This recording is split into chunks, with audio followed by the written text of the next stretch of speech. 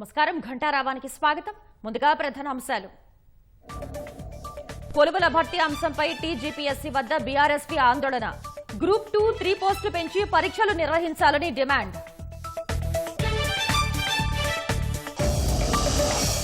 చంద్రబాబుతో సమావేశంపై మధ్యాహ్నం రేవంత్ రెడ్డి సమీక్ష. చర్చించాల్సిన అంశాలపై అధికారులతో సమాలోచన.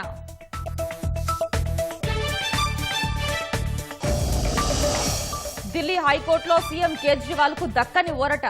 బెయిల్ పిటిషన్పై విచారణ జూలై 17కు వాయిదా.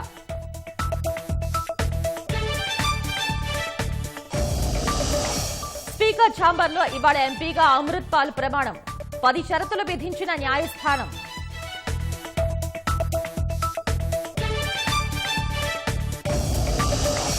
పద్నాలుగేళ్ల తర్వాత బ్రిటన్లో అధికార మార్పిడి. పార్లమెంట్ ఎన్నికల్లో లేబర్ పార్టీ ఘన విజయం.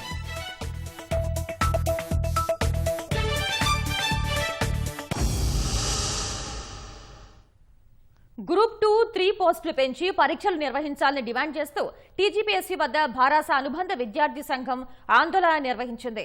డీఎస్సీని 3 నెలల పాటు వాయిదా వేయాలని, అక్టోబర్లో 25,000 పోస్టులతో మెగా డీఎస్సీ నిర్వహించాలని డిమాండ్ చేస్తూ టీజీపీఎస్సీ ముట్టడికి పిలుపునిచ్చింది.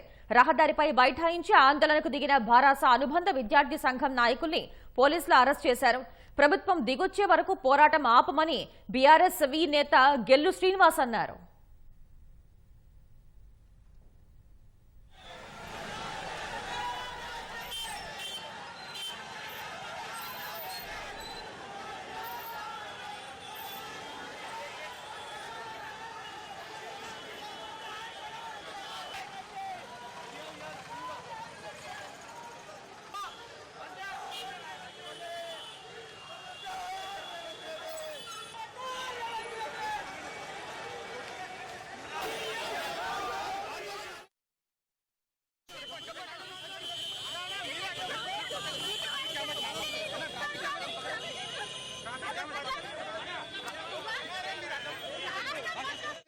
ఇవాళ 1:100 గ్రూప్ 1 పెంచాలని చెప్పి డిమాండ్ చేస్తున్న ఈ రాష్ట్ర ప్రభుత్వం కనీసం పట్టించుకుంటాను. గ్రూప్ 2 పోస్టులు 2000 గ్రూప్ 2 పోస్టులు పెంచాలని, అదేవిధంగా గ్రూప్ 3 పోస్టులను 3,000 పెంచాలని చెప్పి ఇవాళ రాష్ట్ర ప్రభుత్వాన్ని రేవంత్ రెడ్డి గారు డిమాండ్ చేస్తూ ఇవాళ బీఆర్ఎస్ ఆధ్వర్యంలో ఇవాళ పబ్లిక్ సర్వీస్ కమిషన్ కార్యాలయం ముట్టడించడం జరిగింది. భవిష్యత్తులో ఈ ప్రభుత్వం దిగి వచ్చే వరకు కూడా బీఆర్ఎస్ విద్యార్థి విభాగం ఈ కాంగ్రెస్ ప్రభుత్వం మీద పోరాటం చేస్తుంది. ఈ ప్రభుత్వం మెడలు వచ్చి సాధించడానికి నిరుద్యోగులకు విద్యార్థులు డిమాండ్ చేస్తూ ఉన్నాం.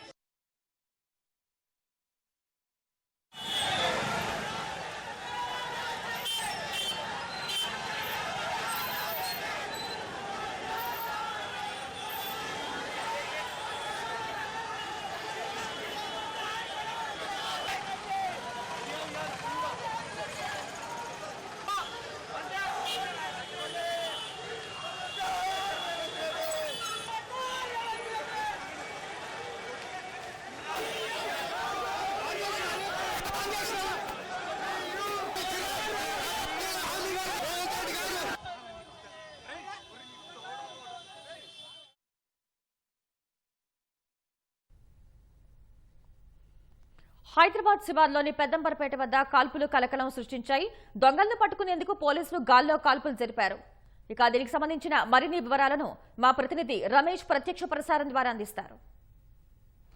రంగారెడ్డి జిల్లా అబ్దుల్పుర పోలీస్ స్టేషన్ పరిధిలో పోలీసుల కాల్పులు కలకలం రేపుతున్నాయి. అయితే అంతర్ రాష్ట్రాలకు సంబంధించిన దొంగలను పట్టుకునేందుకు కూడా పోలీసులు కాల్పులు జరిపారని చెప్పి కూడా అబ్దుల్పుర పోలీసులు సమాచారం ఇవ్వడం జరిగింది. ఇక గత నెల కింద కూడా నల్గొండ జిల్లాలకు సంబంధించి కూడా తరచుగా చోరీలతో పాటు ఒక హత్య కూడా చేసిన ఈ గ్యాంగ్ను పట్టుకునేందుకు కూడా పోలీసులు ప్రత్యేకంగా బృందాలను ఏర్పాటు చేసి ఆ గ్యాంగ్ను అయితే అదుపులో తీసుకోవాలి, అరెస్ట్ చేయాలని చెప్పి ఉన్న ఆలోచనతో కూడా పోలీసులు ఈరోజు ఉదయం వారిని నల్గొండ నుంచి కూడా ఫాలో చేసుకుంటూ కూడా హైదరాబాద్ శివారు ప్రాంతాల్లో ఉన్న ఓఆర్ఆర్ సమీపంలో వరకు రావడం జరిగింది. వారు నల్గొండ నుంచి ఒక షేరింగ్ ఆటోతో కూడా ఇక్కడ నుంచి మహారాష్ట్రకు సంబంధించి కూడా మహారాష్ట్రకు వెళ్ళాలని చెప్పి కూడా వాళ్ళు ఇద్దరు కూడా దుండగులు ప్రయత్నిస్తున్నట్లు కూడా సమాచారం అందుకున్న పోలీసులు వారిని నల్గొండ నుంచి కూడా నేరుగా వారు వెంబడించడం జరిగింది. ఇక్కడికి ఎక్కడైతే కాల్పులు నిర్వహించడం జరిగిందో ఈ కాల్పులు నిర్వహించిన ఘటన స్థలానికి ఒక షేరింగ్ ఆటోలో ఒక రావడం, తర్వాత ఇక్కడ నుంచి ఓఆర్ఆర్ నుంచి మహారాష్ట్రకు వెళ్ళిపోయినందుకు కూడా వాళ్ళైతే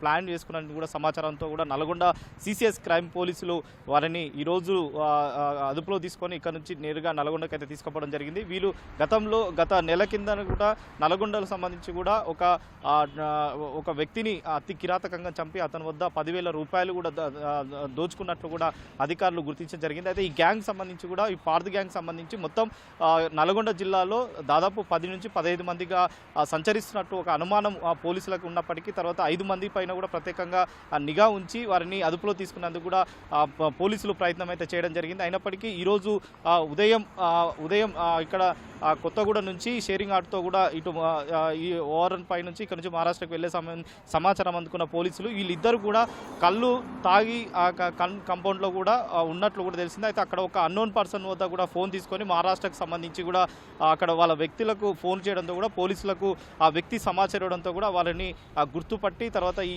ఇద్దరు కూడా ఇక్కడ నుంచి మహారాష్ట్రకు పోవడానికి కూడా ప్రణాళిక రచించారని చెప్పి కూడా ఆ వ్యక్తి పోలీసులకు సమాచారం ఇవ్వడంతో కూడా నల్గొండ పోలీసులు వాళ్ళని వెంబడించి ఇక్కడ కాల్పులు నిర్వహించడం జరిగింది. కానీ వారిపై కూడా దాడి చేసే ఒక అనుమానం ఉండడంతో పోలీసులు నల్గొండ పోలీసులు ఇక్కడ అబ్దుల్పురం పోలీసుల సాయంతో కూడా వారిని అయితే అదుపులో తీసుకొని నేరుగా నల్గొండకు అయితే పంపించడం జరిగింది. కానీ వీళ్ళు చేసిన నేరాలకు సంబంధించి కూడా నెల రోజుల పాటు నల్గొండ పోలీసులకు కంటి మీద కునుకు లేకుండా కూడా చేసిందని చెప్పవచ్చు. ఎందుకంటే తరచుగా ఇండ్లలోకి వెళ్ళి తర్వాత ఇంట్లో ఎవరు ఉన్నా సరే వారిపై దాడి చేసి హత్య చేసి కూడా వాళ్ళ ఇంట్లో ఉన్న వస్తువులు కానీ నగదు కానీ దోచే విధంగా కూడా ఈ పార్దు గ్యాంగు గతంలో అనేక చేసినట్లు కూడా పోలీసులకు అనుమానం ఉన్నప్పటికీ తర్వాత ఈ గ్యాంగును ఏ విధంగా అయినా పట్టుకోవాలని చెప్పి కూడా నల్గొండ ఎస్పీ ప్రత్యేకంగా బృందాలను ఏర్పాటు చేసి వారిని అయితే పట్టుకొని తర్వాత అరెస్ట్ చేయాలని చెప్పి కూడా ఒక లక్ష్యంతో కూడా ఈరోజు ఉదయం కూడా ఒక బృందం నేరుగా వారిని వెంబడించి ఈ హైదరాబాద్ శివారు ప్రాంతంకు సంబంధించి రావడంతో కూడా వెంటనే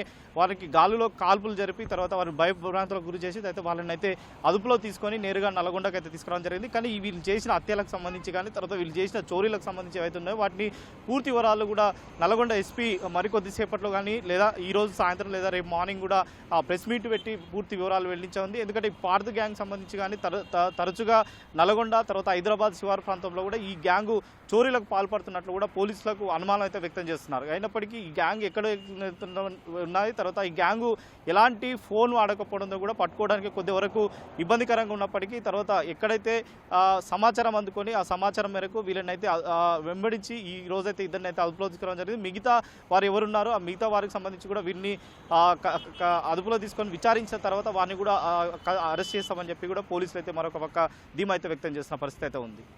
ఓటు స్టూడియో. ప్రభుత్వ విప్ ఆది శ్రీనివాస్ మీడియాతో మాట్లాడుతున్నారు. ప్రత్యక్ష ప్రసారం ద్వారా చూద్దాం.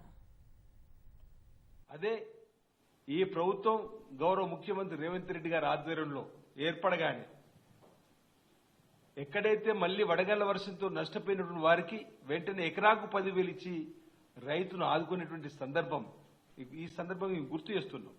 ఈరోజు ఇది చేతల ప్రభుత్వం అన్నమాట. రైతులకు ఏకకాలంలో రుణమాఫీ చేసింది కాంగ్రెస్ పార్టీ చరిత్ర. మన్మోహన్ సింగ్ గారు 2008లో సుమారు 70,000 కోట్లు, అందులో అగ్రభాగం మన తెలంగాణ అప్పుడు ఉమ్మడి రాష్ట్రానికే వచ్చినటువంటి సందర్భం చూసినాం.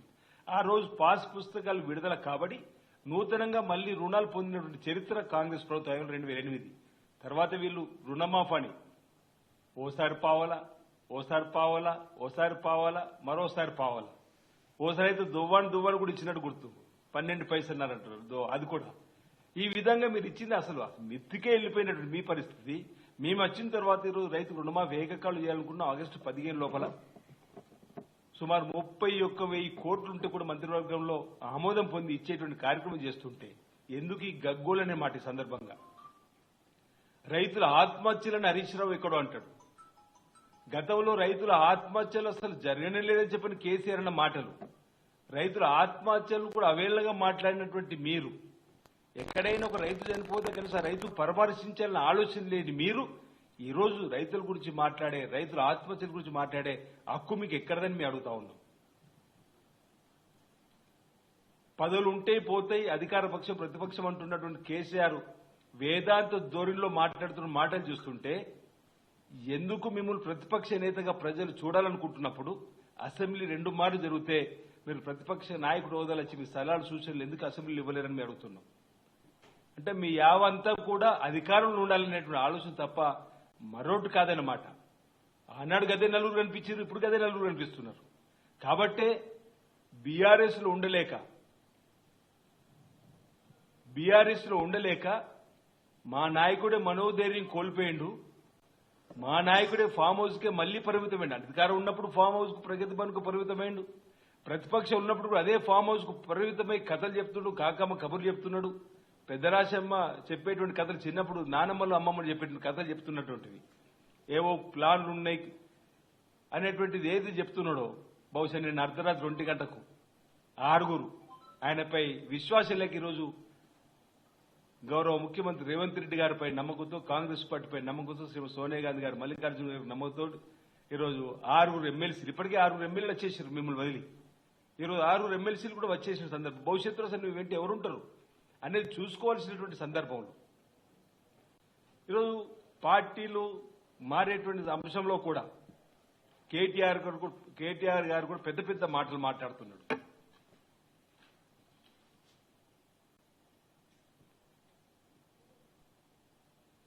కేటీఆర్ గారు పెద్ద పెద్ద మాటలు రాజ్యాంగంలో విలువల గురించి, ముందుగా పార్టీ ఫిరాయింపులను మొదలుపెట్టింది ఎవరనేది తెలంగాణ ప్రజలు తెలుసు. మా సిరిసిల్ల నుండే కాంగ్రెస్ పార్టీకి 1999 ఎంపిక కాబడినటువంటి పాపారావు గారిని టీఆర్ఎస్ పార్టీలో చేర్చుకున్న నాటి నుంచి మీ ఫిరాయింపుల పర్వం మొదలైందో అని చెప్తున్నాం. అలాంటి మీరు ఈరోజు పార్టీ ఫిరాయింపుల అంశం పైన మాట్లాడేటువంటి మాటలు ఎంతవరకు ఒక ఆత్మావలోకం చేసుకోవాల్సిందిగా ఈ సందర్భంగా నేను కేటీఆర్కి సందర్భంగా తెలియజేస్తూ,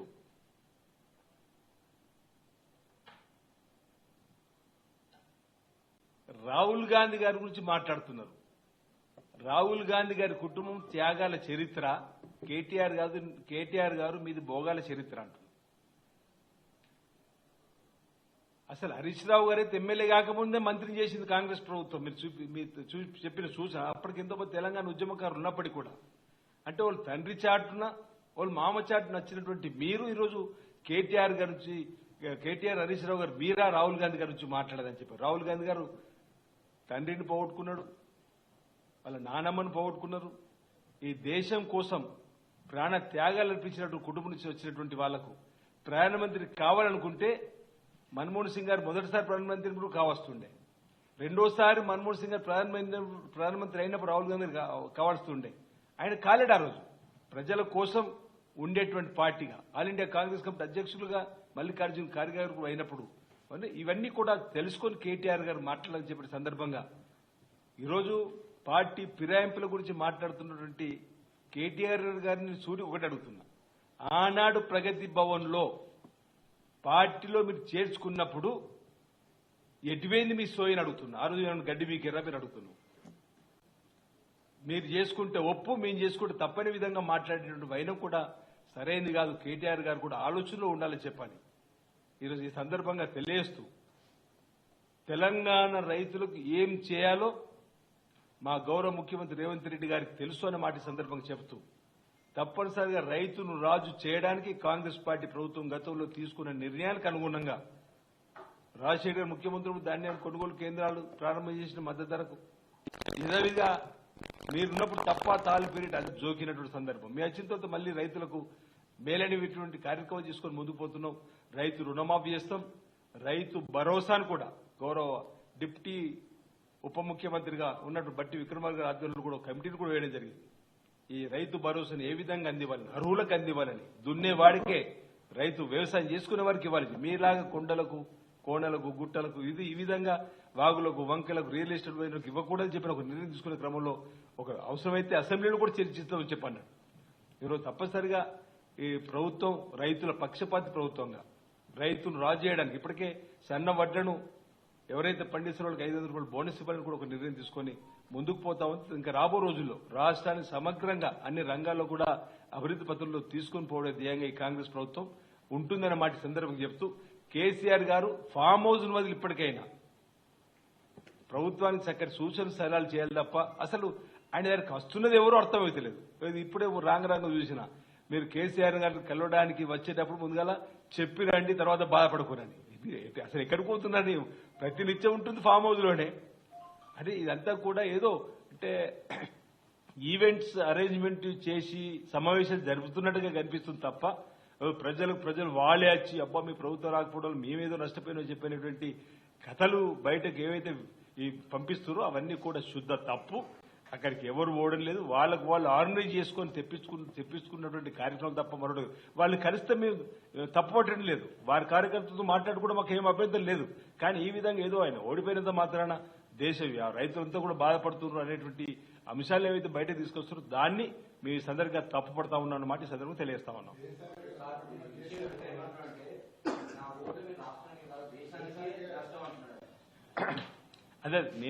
అదే అంటున్నా, నా ఓటమి తెలంగాణకి కాదు దేశానికి అంటున్నాను. అసలు మీరు రాష్ట్రాన్ని వీడి ఏదైనా రాష్ట్రం కొద్ది ఇప్పుడు మిమ్మల్ని గుర్తుపట్టే పరిస్థితి కూడా ఎక్కడ లేదు. ఒకవేళ అలాంటి పరిస్థితి నిజమైతే ఎందుకు మీరు గత పార్లమెంట్ ఎన్నికల్లో తెలంగాణ దాటి ఎంపీగా మీ ఇతర రాష్ట్రాల్లో పోటీ చేయలేరంటున్నారు. నేను కూడా ప్రధానమంత్రి కావాలని చెప్పి కోరుకున్నవాడు తెలంగాణకి ఎందుకు పరిమితమైన ఉంటున్నాను.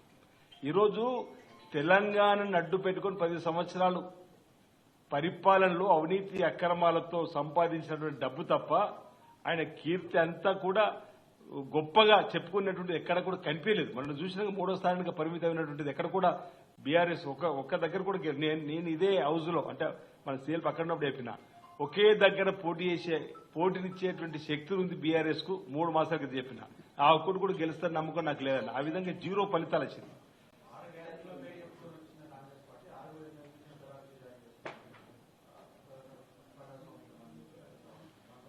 ఇప్పుడు హరీష్ రావు గారు అప్రజాస్వామిక అనే మాట మాట్లాడే అర్హతని లేదంటున్నా. ఆయన ఎమ్మెల్యే కాకముందే మంత్రి అయినటువంటి వ్యక్తిత్వం.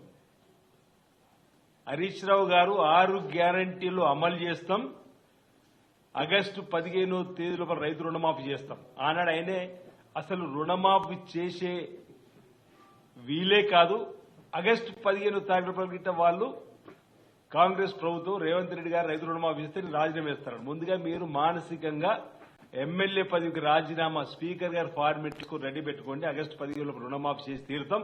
ఆ రోజు మీరు మాజీ ఎమ్మెల్యే కాక తప్పదు. మీరు వేసిన సవాల్ పైన మీరు నిలబడి ఉంటే అన్నమాట. మళ్లీ షరతుతో కూడిన రాజీనామా ఇస్తారు, ఆమోదం పొందరు. వారికి అన్ని తెలుసు. కాబట్టి ఈరోజు మళ్లీ రాజీనామా అంశంలోకి వచ్చినప్పుడు మొన్న కూడా ఇప్పుడు చెప్పిన అయ్యో పెన్ను దొరకలేదు అందుకే రాజీనామా చేయాలని చెప్పిన మాట అనకుండా ఈరోజు మేము 6 గ్యారెంటీలు అమలు చేస్తాం. మీరు ఏమాత్రం అనుమాన పడకండి. 5 గ్యారెంటీ చేసినాం. వీలేదో గ్రామాల్లో డబుల్ బెడ్రూమ్ మొత్తం కట్టించినట్టు, నిరుద్యోగ వృత్తి ఇచ్చినట్టు, దళితుల 3 ఎకరాలని ఇచ్చినట్టు, బీసీ బంద్ అని చెప్పి అన్ని గ్రామాల్లో వాళ్ళకి బీసీ బంద్ బీఆర్ఎస్ బంద్ అయిపోయింది. ఒకరిద్దరు కార్యకర్తలు ఇచ్చింది తప్ప. దళితులు ముఖ్యమంత్రి చేసినట్టు చేస్తా అని చెప్పి చేసినట్టు వీళ్ళేదో 10 సంవత్సరాలు నాకు బాగా గుర్తు. అసెంబ్లీలో రోజు మాట్లాడుతున్నప్పుడు కేసీఆర్ గారు అసెంబ్లీ సొరువులో నుండి ఇది వాళ్ళ యొక్క మేనిఫెస్టో చూపిస్తే ఇది మాకు బైబిల్తో సమానము, ఖురాన్తో సమానము, మాకు భగవద్గీతతో సమానము, మేము అన్ని చేస్తామండి. ఇక మీ 10 సంవత్సరాలు మీకు అవకాశం ఇస్తే ఏమైంది? మేడిగడ్డ, ఈరోజు టెలిఫోన్ ట్యాపింగ్, ఈరోజు లిక్కర్ కేసు, ఒకటి తర్వాత ఒకటి ఎప్పుడు చిట్టా విప్పితే అనేకం ఉన్నాయి. ఈరోజు హరీష్ రావు గారు మేము 6 ఎమ్మెల్సీ. అసలు మీకు పార్టీ ఫిరాయింపుల మీద మాట్లాడే నైతిక హక్కే లేదంటున్నాం.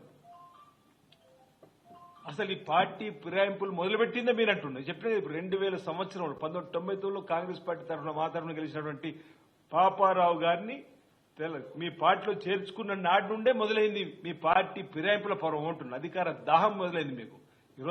ఈరోజు మళ్లీ ప్రజలు మాకు అవకాశం కట్టబెట్టిన తర్వాత 6 నెలలు కూలుతుంది ప్రభుత్వం, 6 నెలలు కూల్ చేస్తామని చెప్పని అధికారం కోసం తాపడితపడుతున్నటువంటి యొక్క మీ మోసపూరితమైనటువంటి మీ మేకపోతు గాంభీర్యం ప్రదర్శించుదని చూసి మీ వెంట ఉండడానికి వాళ్ళు ఇష్టం లేక మా దగ్గరకు వస్తున్నారు. అభివృద్ధి చూసి గౌరవ ముఖ్యమంత్రి రేవంత్ రెడ్డి గారైతే ఈ తెలంగాణను అన్ని రంగాలు ముందుకు తీసుకుపోతుందని చెప్పిన ఆలోచనని వస్తున్నట్టుగా మీరు భావించాలి తప్ప ఈరోజు మరొకటి కాదు. ఈరోజు ఇంకా చూస్తారు. మొన్న కూడా చెప్పిన దైవ దర్శనానికి వచ్చిన తల్లి అస్వస్థకు గురి కావడంతో అసహనానికి గురైన కుమారుడు ఆమెను హత్య చేశాడు. అనంతరం సహజ మరణంగా చిత్రీకరించే ప్రయత్నం చేశాడు. ఈ ఘటన సిద్దిపేట జిల్లా వర్గల్ మండలం నాచారంగుట్ట క్షేత్ర ఆవరణలో జరిగింది. హైదరాబాద్ కుత్బుల్లాపూర్లో నివసిస్తున్న బాలకృష్ణమ్మ బుధవారం తన కుమారుడు సర్వేష్ పక్కింటి వారితో కలిసి నాచగిరి నృసింహస్వామి క్షేత్రానికి వచ్చారు. స్వామివారిని దర్శించుకుని రాత్రి సత్రంలో అందరూ బస చేశారు. అర్ధరాత్రి దాటిన తర్వాత బాలకృష్ణమ్మ వాంతులు చేసుకుని అస్వస్థకు గురైంది.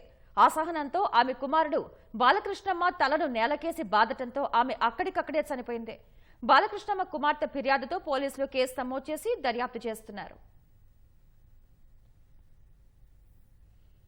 ఉత్తరప్రదేశ్ హాథ్రస్ తొక్కిసలాట ఘటనలో మృతి చెందిన వారి కుటుంబాలను లోక్సభలో ప్రతిపక్ష నేత రాహుల్ గాంధీ పరామర్శించారు.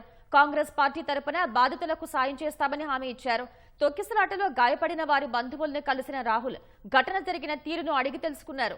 అనంతరం మాట్లాడిన ఆయన ఉత్తరప్రదేశ్ ప్రభుత్వం మరింత సాయాన్ని బాధిత కుటుంబాలకు అందించాలని కోరారు. పరిహారం ఇవ్వటం ఆలస్యమైతే బాధిత కుటుంబాలకు ఏమీ ప్రయోజనం ఉండదని పేర్కొన్నారు. రాహుల్ గాంధీ వెంట ఉత్తరప్రదేశ్ కాంగ్రెస్ చీఫ్ అజయ్ రాయ్ సహా పలువురు ముఖ్య నేతలు ఉన్నారు. మంగళవారం ఉత్తరప్రదేశ్లోని హాథ్రస్ జిల్లా ఫుల్ రైలో సత్సంగ్ సందర్భంగా జరిగిన తొక్కిసలాటలో 121 మంది మృతి చెందారు.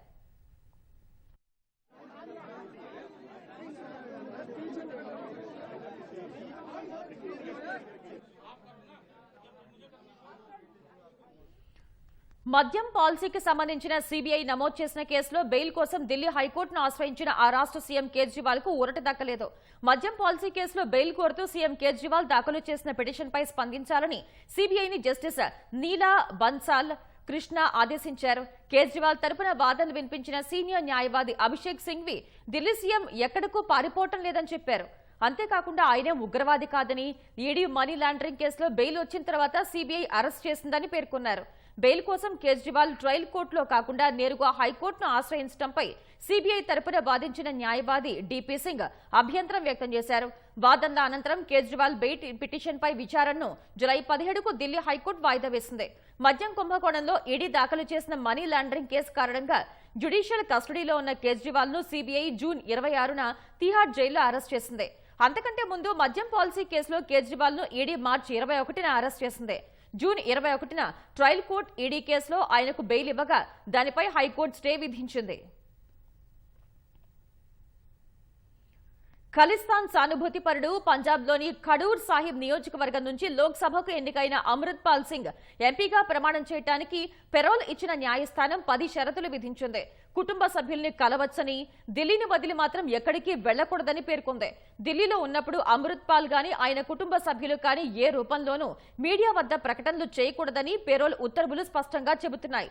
ఢిల్లీలోని స్పీకర్ ఛాంబర్లో అమృత్ పాల్ ఇవాళ లోక్సభ ఎంపీగా ప్రమాణం చేయనున్నారు. అసోంలోని డిబ్రూగఢ్ కారాగారం నుంచి ఢిల్లీకి వెళ్లి తిరిగి కారాగారానికి చేరుకునేందుకు 4 రోజుల పాటు పేరోల్ను కోర్టు ఇచ్చింది. గతేడాది తన అనుచరుడిని విడిపించేందుకు ఏకంగా అజ్నాలా పోలీస్ స్టేషన్పై దాడి చేసిన ఘటనలో అమృత్ పాల్ను పోలీసులు అరెస్ట్ చేశారు.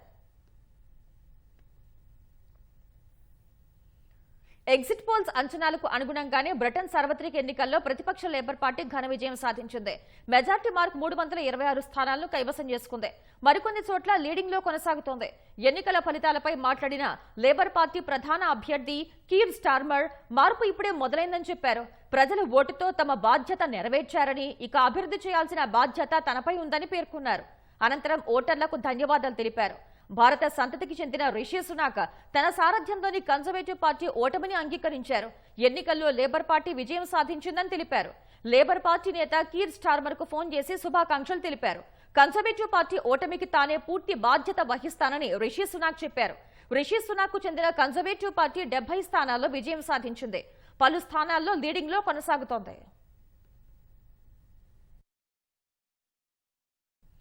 650 స్థానాలున్న బ్రిటన్లో ప్రభుత్వ ఏర్పాటుకు 326 సీట్లు సాధించాల్సి ఉంటుంది.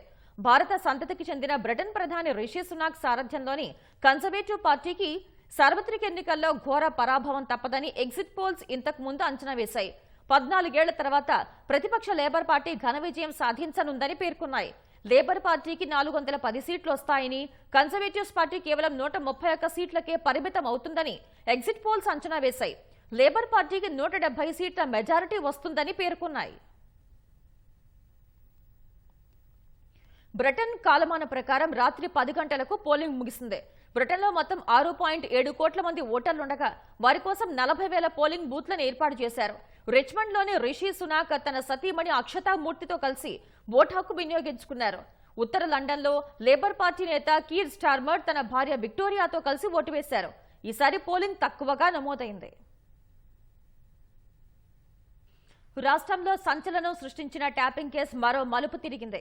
విదేశాల్లో ఉన్న ప్రధాన నిందితుడు ప్రభాకర్ రావు ఇప్పట్లో హైదరాబాద్ రాలేనంటూ దర్యాప్తు అధికారులకు సమాచారం ఇచ్చారు.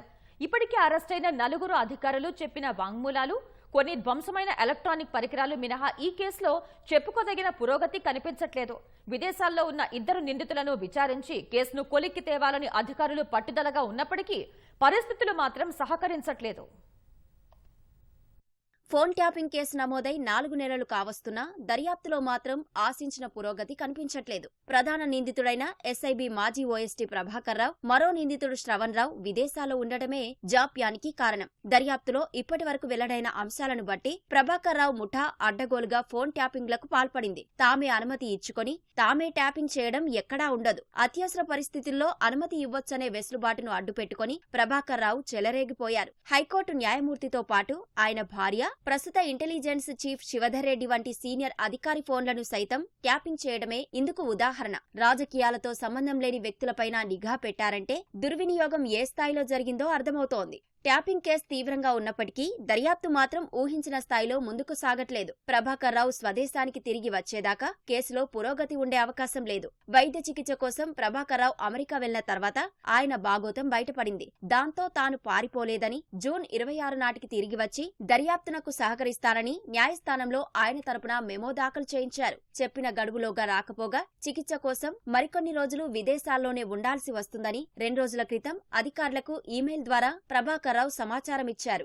ఇటువంటి పరిస్థితిని ముందే ఊహించిన అధికారులు ప్రభాకర్ రావుపై బ్లూ కార్నర్ నోటీస్ జారీ చేయించేందుకు ప్రయత్నించారు. అయితే స్థానిక పోలీసులు పంపించిన విజ్ఞప్తి సిబిఐ వద్దనే ఇంకా పెండింగ్లో ఉంది. ఇది ఇంటర్పోల్ కి వెళ్లడానికి, దాన్ని పరిశీలించి నిర్ణయం తీసుకోవడానికి చాలా సమయం పడుతుంది. అన్నింటికీ మించి కేసు నమోదు కాకముందే ప్రభాకర్ రావు దేశం దాటేశారు. అంతకుముందు సైతం చికిత్స కోసం పలుమార్లు విదేశాలకు వెళ్లారు. ఈ కారణంగా ఆయన పరారీలో ఉన్నారని నిర్ధారించడం అంత సులభం కాదు. పరారీలో లేనప్పుడు ఇంటర్పోల్ లాంటి సంస్థ బ్లూ కార్నర్ నోటీసు ఇచ్చేందుకు అంగీకరిస్తుందో లేదో అన్నది అనుమానమే. దీన్ని బట్టి ప్రభాకర్ రావు ఇప్పట్లో తిరిగి రావడం, రప్పించడం సాధ్యమయ్యేలా కనిపించట్లేదు. దర్యాప్తు అధికారులు మరో ప్రయత్నంగా ప్రభాకర్ రావు పాస్పోర్టును జప్తు చేయాలని రీజనల్ పాస్పోర్ట్ అధికారికి లేఖ రాశారు. విదేశాల్లో దాగిన నిందితులను రప్పించేందుకు ఇదో మార్గం. ఎర్రచందనం స్మగ్లర్ ఎర్రగంగిరెడ్డిని ఇలానే స్వదేశానికి రప్పించారు. కానీ ప్రభాకర్ రావు పాస్పోర్ట్ రద్దు చేయించడం అంత సులభంగా అయ్యేలా కనిపించట్లేదు. తాను చికిత్స కోసం అమెరికాలో ఉన్నానని, పారిపోలేదని దర్యాప్తు అధికారులకు ఎప్పటికప్పుడు సమాచారం ఇస్తూనే ఉన్నానని వాదించే పక్షంలో ఆయన పాస్పోర్టు రద్దు చేసేందుకు విదేశీ వ్యవహారాల శాఖ అంగీకరించకపోవచ్చు.